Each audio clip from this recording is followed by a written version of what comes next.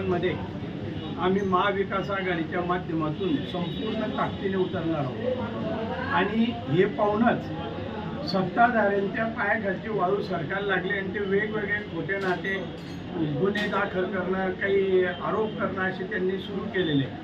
पण तत्पूर्वी मी एक निश्चित सांगतो, आत्ता जो साहेबांनी विषय सांगितला काँक्रिटीकरणाचा आपल्या शहरामधला, ते काँक्रिटीकरण जर कधी पाहिलं तर काँक्रिटीकरण व्हायलाच पाहिजे, विकास कामं व्हायलाच पाहिजे माझं म्हणणं नाही, परंतु त्याच्यामध्ये काहीतरी नियोजन पाहिजे.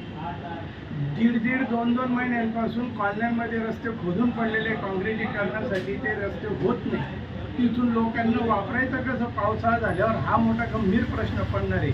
ते कामं सोडले आणि चांगले रस्ते फोडून हे काँक्रिटीकरण सुरू केलेले.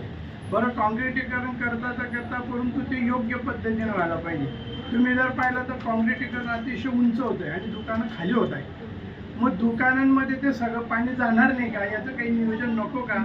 तिथे तुमच्या दुकानाने होण्या दुकानदारांना वेठीत धरायचं आणि त्यांनी दुकानं सोडावं असं काही तुमचा प्लॅन आहे. तर हे जे आहे, या सगळ्या गोष्टी नियोजनानेच व्हायला पाहिजे असं माझं तरी मत आहे आणि ते होत नाही आहे. आणि हे फक्त आणि फक्त त्यांच्या बगल बच्चांचं भलं कसं होईल याच्यासाठी ते सगळे प्रकार चालू आहे.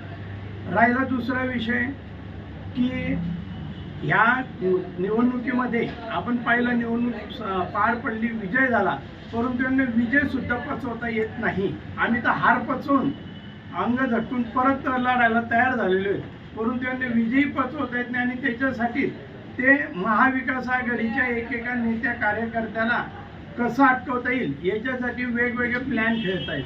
आता